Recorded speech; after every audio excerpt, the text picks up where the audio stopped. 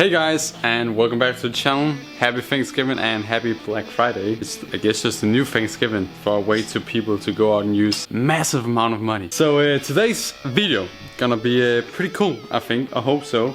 We're gonna remove the whole suspension. We're talking control arms, spindles, lower control arm, which gonna include the spring and the shock too, and just take a look at all the things like bushings and stuff like that. And then when we have taken it all apart, I think I'm gonna put in like a little talking segment of the future plans of this engine, particularly this engine. And yeah, I don't know, maybe it's gonna be a separate video with the whole engine stuff, but let's get right into this. Let's just not waste any time like I usually do by talking. Let's just get things separated from the frame. There we go, just fell out. And then we can take it out of here. There you go, it's a shock. Would you look at that? I don't know if anyone knows this like brand from back in the old days or whatever. I'm just gonna try to like clean it up here. It's a little star, whatever type of logo, and then it says adjust. It probably says gas adjust if I believe correct. They're also on the rear of the car, and they say something like that on them. But as you can see, they're pretty old and crusty. I don't know how good they are. I mean, I nearly can't press them together.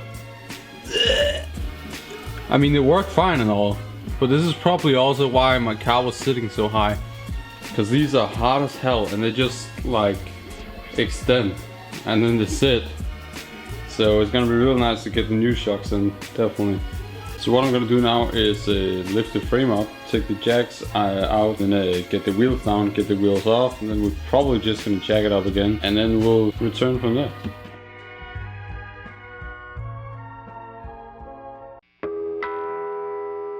So after a long time trying on this side, I figured that I need some kind of like ball joint fork or something to like hammer in and get this loose. And then the next problem is up here. This is loose. The bolt itself doesn't turn, but the nut turns, but the nut doesn't go down. Like the threads are destroyed or something. It's really annoying, and I can't figure out like any way to get it out. What I'm hoping is if I beat on this so it falls down on the nut and pulls in the spindle, then we're gonna have some tension up here against this nut, which would then press it like against the fridge, and maybe it will catch on and start to go down. So I'm gonna be heading to the local O'Reilly's or AutoZone or whatever you want to call it here, and just buy this set real quick where you get like 2 forks or 3 different forks or whatever you can use to hammer on, and hopefully we can get this loose. So let's do that. So there we go, we just bought a tie rod ball joint set, so that's gonna be real nice to use one of those. There's 3 sizes and also 2 pins to like hammer on or whatever, but whatever. Let's do it. So I just did the first side, and it was probably one of the most scariest thing I've ever done. I mean, damn, and that suspension spring is really long. So the first side was just practice. Now I'll show you guys the other side, because I'm a pro now. I totally know how to do this. Totally not. So the first thing we gotta do is of course remove these Cotter Pins. I finally remembered the name. There we go. So on the other side, both balls or nuts were like really stuck on, and I did not actually expect to get this loose with my own hand. That was pretty easy. So now you see there's like a space between, right? So that's because this Johnny right here gonna say bam right down, right? And this gonna catch it. So we're kind of controlling the spring so it doesn't run loose, if you will. So now we're going to remove the bottom bolt of the shock, and on the other side one of the bolts cracked, and that really sucks. So I had to cut the whole shock, as you can see right here. I literally cut it off. So hopefully I don't have to do that again.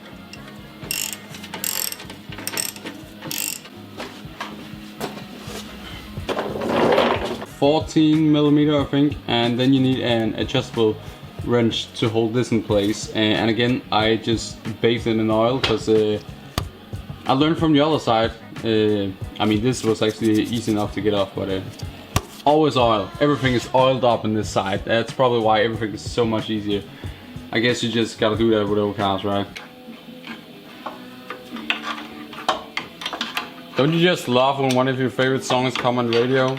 You're probably wondering, hey, you could just stream your favorite music. Yeah, don't have any musical options out there except walking around with an iPhone and earpods, and I hate that. That's so annoying. There you go, mate. It's a shock. Shocking to see, huh? Hey.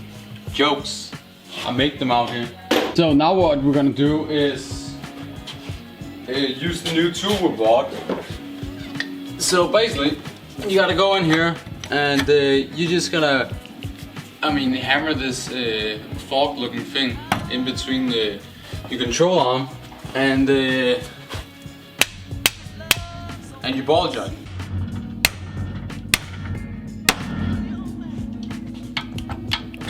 There you go.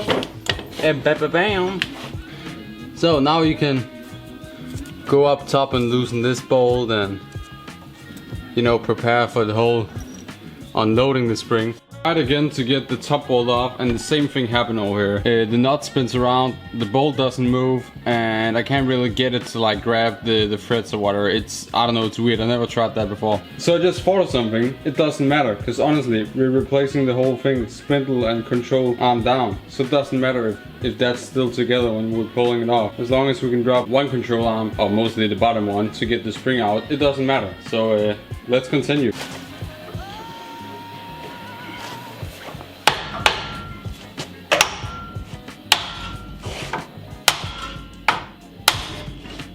There you go, the whole frame jumped. Jesus. So now comes the scary part, like slowly lowering it and just like expecting the worst. So go as slow as possible if you guys are ever doing this.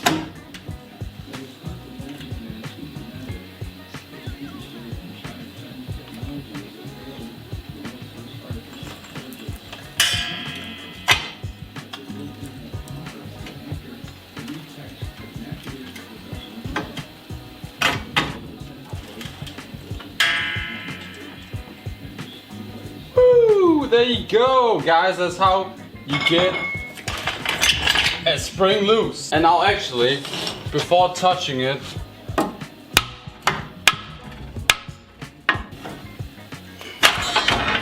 yeah, exactly. That's why you don't just wanna pull it or whatever.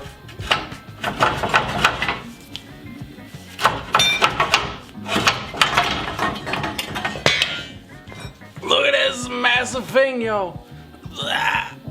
It's so heavy and so long. Honestly, look at this. It's really long.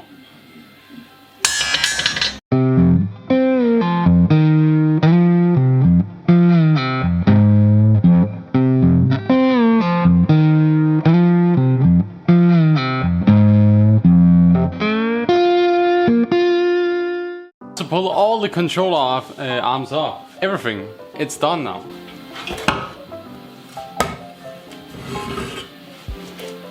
There you go. One of the lower control arms. There you go, another lower control arm. These things are so heavy, I can't wait to get the tubular arms, man. Racing, whoa!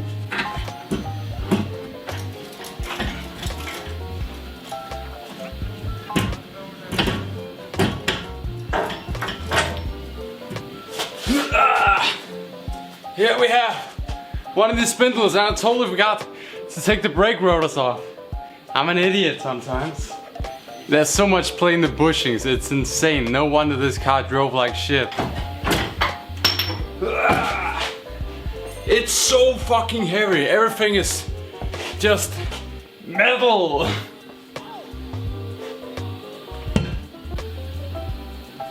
So guys, here we have every damn thing.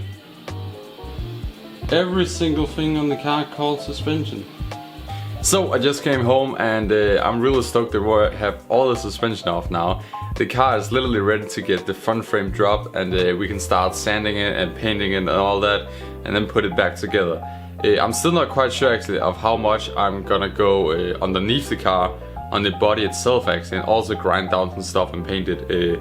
Because honestly, it already have some kind of like undercoating or whatever that sits pretty damn good on there, on the body itself. And it also had it at some point at the frame, but that's have fallen off through time and whatsoever. But thank you for watching this video. If you guys enjoyed, don't forget to leave a like and a subscribe down below. The next video, yeah, probably gonna be the frame dropping from the body, and that's gonna be pretty damn exciting. Because then I'm also probably gonna remove some bushings and, you know, replace some bushings for some better bushings, you know, because honestly right now when the car's lifted up and sits on jacks, right, if I, let's say, sit at the end of the frame, it drops like a centimeter or something, like the whole frame flexing from the body itself. It's a lot. It's really flexing a lot from the like the body itself. And honestly, I'm not quite sure yet if I should just bolt the frame onto the car or use bushings, because honestly you already have so many bushings in this car, like in control arms, spindles, etc, etc. So I honestly wouldn't think it would do any difference if the frame literally got bolted on or framed, or not framed, sorry, welded onto the body. And the car would be a lot more structurally strong, or like doesn't have so much flex. Because right now it flexes a lot. I know it's probably because the bushings are totally shut underneath. But yeah, I'm not quite sure on that plan yet if I should weld it to the body or bolt it to the body.